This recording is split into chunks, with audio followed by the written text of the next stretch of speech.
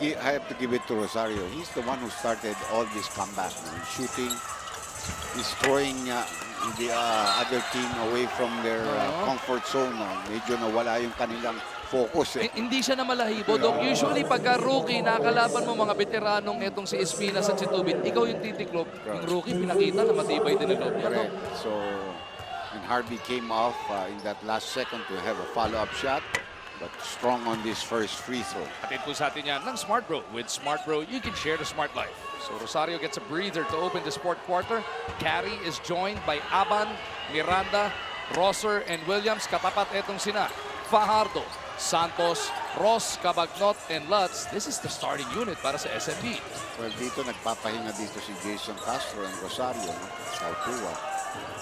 Medyo hindi pa nga maganda shooting ni Larry. So, you know, let's see if they can still stick with San Miguel with this 5 that San Miguel has. Lutz from the corner. That's good. Money. Yung mga players during that huddle, tinanong nila sa coach, pag nakasona sila, anong gagawin namin? So, yun. They knew exactly what the other team was going to put up against them. Kelly tries his hand from long distance. And he gets the pounds. Three-pointer na yan natin sa atin ng Smart Bro. With Smart Bro, you can share the smart life. Maganda rin ang scoring nito si Kelly ngayong araw. He has already 12 points. May foul tinawag dito kay Glanielas.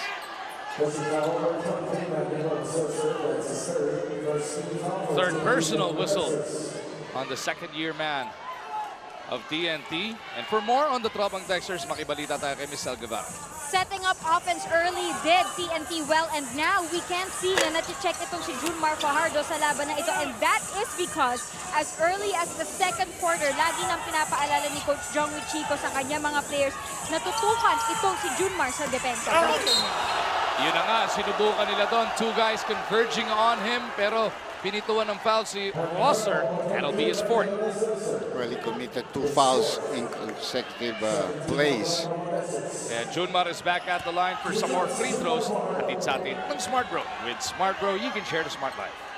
When you talk about chemistry, ito nag-high-low ito. But the guy that's throwing in the ball is not even 6'4", but he really knows how to put it on the money for the big man to be able to catch it and be in a good position to score. And that's why there is that chemistry between Arwin as a power forward and Junmar as a center. And Junmar goes 2 for 2 to bring their lead back up to 11 points. Canuelas ang nagtawid dito para sa mga nakaputi. Aabot kay Miranda. Ponasher is back on the floor. Miranda, tapangga kay Ross. They can pick up that ball. 8 seconds to shoot. Kelly goes behind his back. Ross takes it away. Arwin at the other end. His former partner, Denok, in front of him. FPU pala, magkasama na yung dalawang yan hanggang sa SMB. This time, magkalaban na. Foul si Miranda. Ka-champion pa yan together at that time.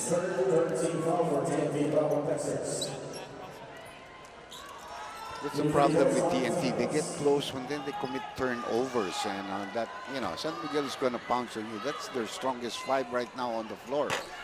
That now, Doc, with still over 10 minutes remaining in this game, pangatlong team foul para sa TNT. And yeah, no, San Miguel is a team that will make you pay every time around. Yep.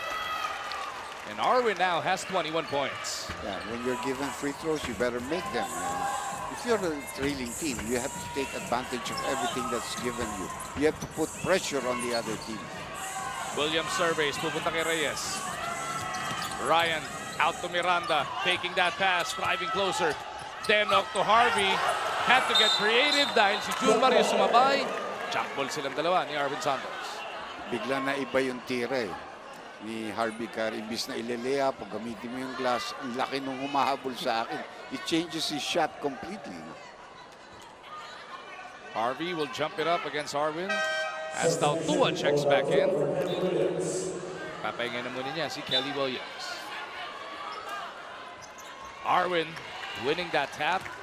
Advantage, ability to jump and longer. Cabagnot lost his dribble, gets it to Santos. He's in traffic. Iikot nila, papunta kay Lutz. Lutz goes cross-court, pero na-anticipate yun ni Ryan Reyes. Denok pushing it. to Fonacier. They want to get the babyface assassin going. Reyes mula sa kanto. Inabot ng foul ni Ross. 2 free throws plus possession. Then flagrant foul 1. Take another look at it though. Ayan, no? Look at this place.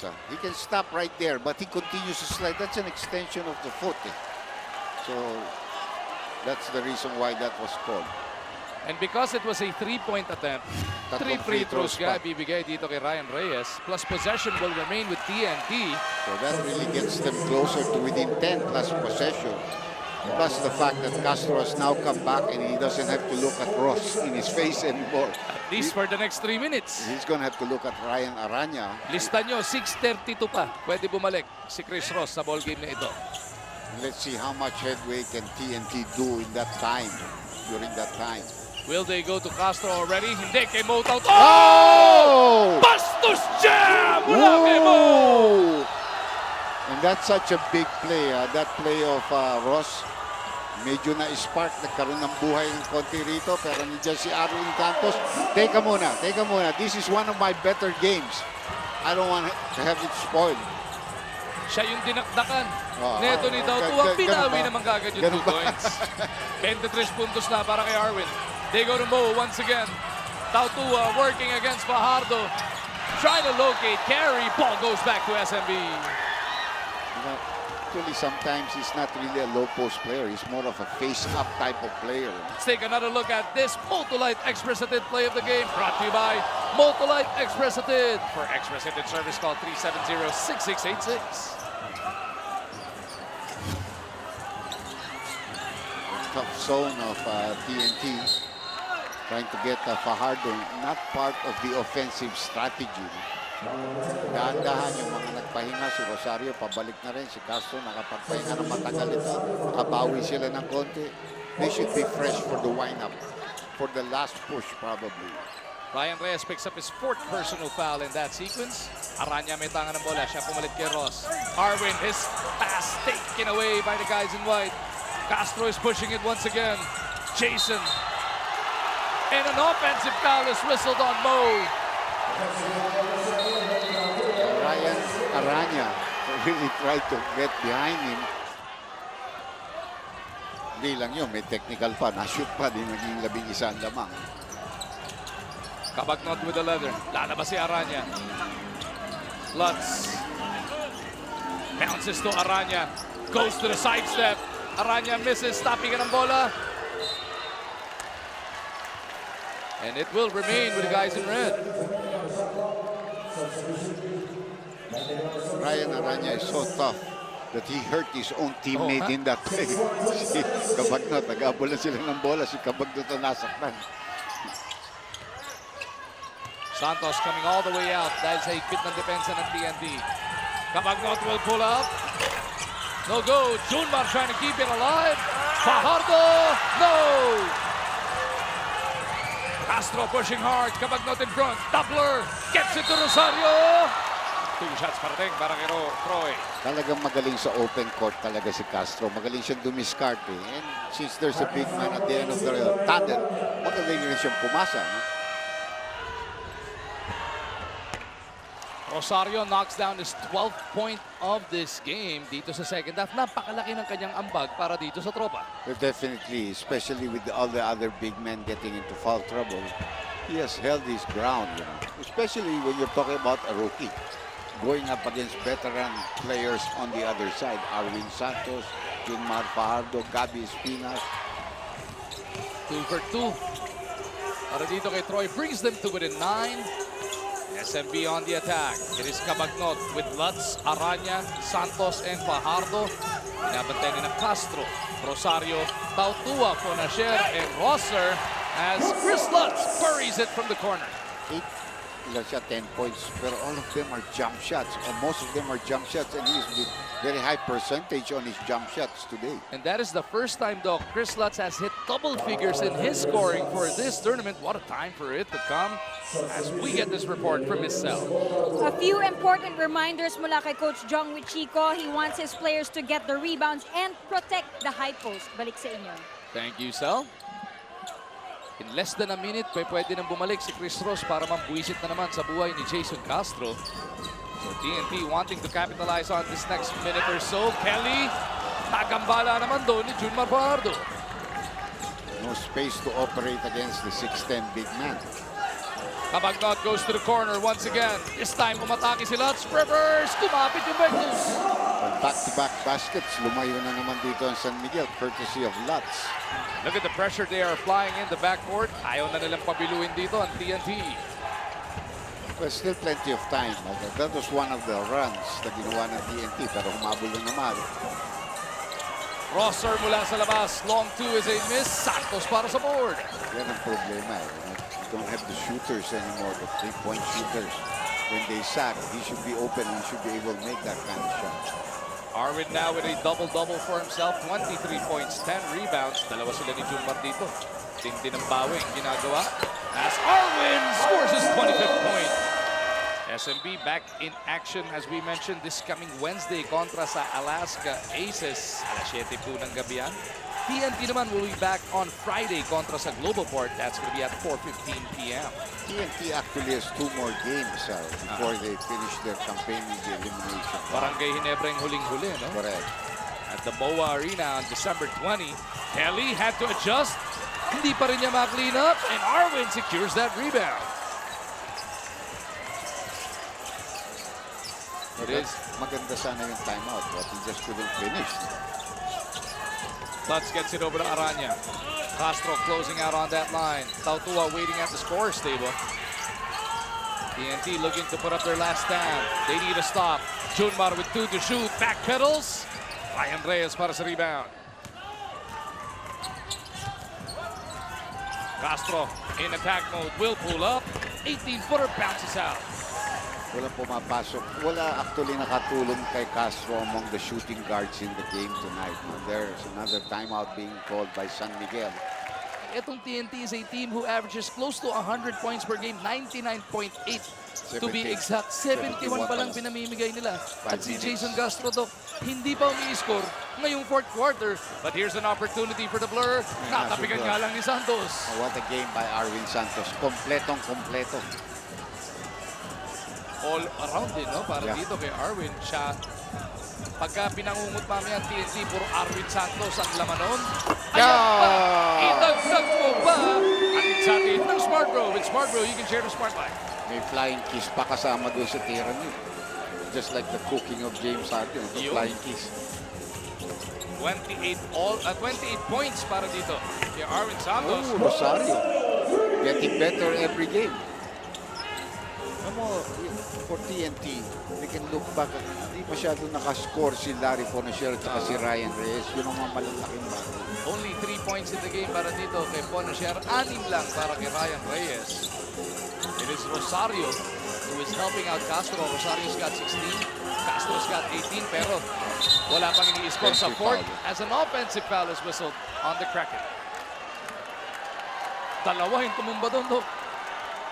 Oh, na-body pin doon ng dalawang tao si Tautua. Sakit yung talo ng Mahindra, ng Enforcers. But that also made owner Mikey Romero very happy with the way they finished. They had a 5-point spurt at the end to win. Ooh, at 7-3, might be the best performance as a franchise para sa Globalport. But they've really improved their lineup. Got to si Washington, Meyerhofer, and dami na dagdag din. May yo ka pa. Yeah, so hindi pa nga medyo pumuputok sa scoring yan. SMB going through the motions here. 3.5 away from their 9th win. Junmar gets himself to 20 points. But nobody has a Junmar Fajardo. That set the tone, no? First quarter pa lang, ayaw nga siyang iupo ni Coach Leo Austria dahil sa ganda ng kanyang nilalaro at sa sobrang mismatch. No? I'm sure it's because of the seriousness of the game. They're playing against TNT. It's all-out victory. Even on TNT, it's the same thing. All-out victory against San Miguel. And dahil nga, yung sa possible na maging tie, ayaw talaga nilang makuha critical ang talo. Dahil sila yung inferior doon. 15 points sila tinalo ng Rain or Shine. That's right. Yung Alaska Ross, 6 na puntos lang yun. Correct.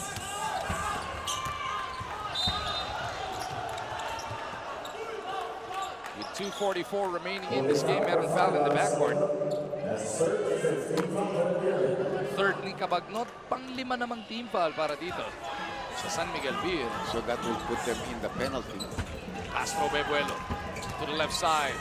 His pass taken away by Cabagnot. Santos to Fajardo on the run. Arwin is there to clean it up. Well, that's two statistics again. Rebound and the shot and the points. Just like that, it is a 19-point spread na naman para dito sa San Miguel Beer. The largest it was. It has been. Castro from deep. And is fouled by Aranya. So, hindi na 3 shots kailangan, for the Blur. hindi na kailangan ibalik si Ross dahil maayos din ang depensa ni Aranya. Really is much bigger than Castro. But 3 free throws coming up here for Jason Castro.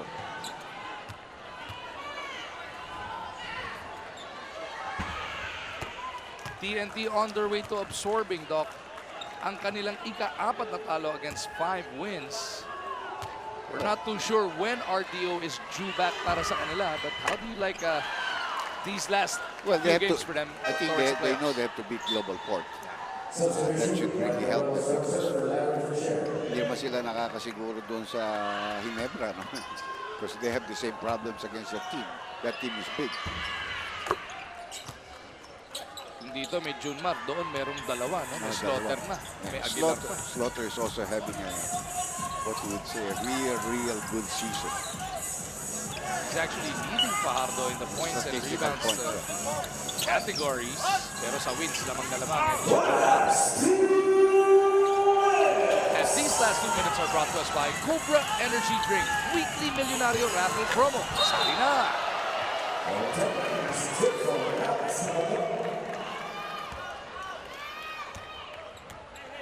A minute and 50 remaining in this game. Rosario na naman mula sa kanto. Didn't want to pull the trigger. This guy's not shy. Like I said, love to shoot the three-point shot. And that's his second actually in this game. He gets his numbers to 12 points now. Pero ang SMB, what a dominating run. This is already going to be their 7th win in a row, Doc. Yeah. Best of this, anybody in this conference. Ooh.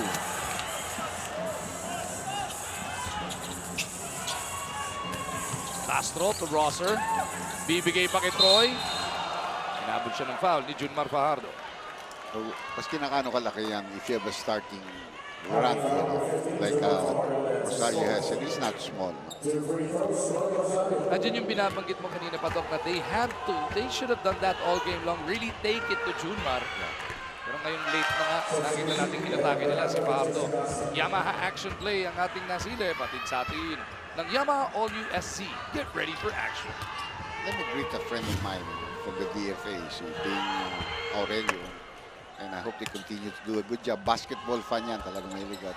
Kay Coach Baby Dalupang pa nga, he was always telling me that medyo natulungan rin siya. I hope you enjoy the games.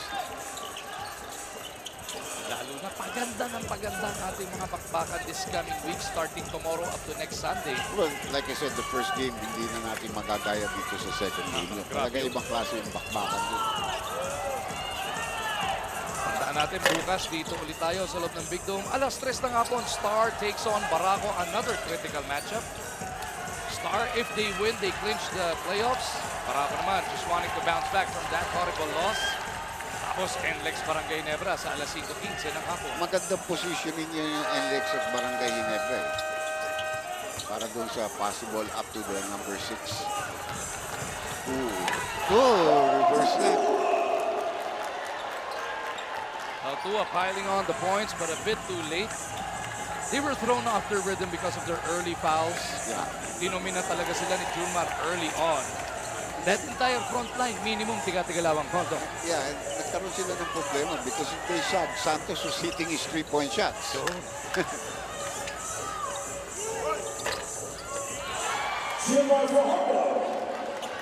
Junmar padding his stats at this point. Huge victory para sa SMB. Ganduelas 1-0. Very good. Pwede. Counted good. Counted yan para kay Ryan Reyes. It looks like as this extraordinary moment of the game is brought to us by Smart Bro. With Smart Bro, you can share the Smart Life. That'll do it for this game. 97-84 ang ating final score though. SMB, minsan lang sinurrender ang kalamangan. That was back in the first quarter. They turned it on, led by as much as 19, and they pull off their 9th victory.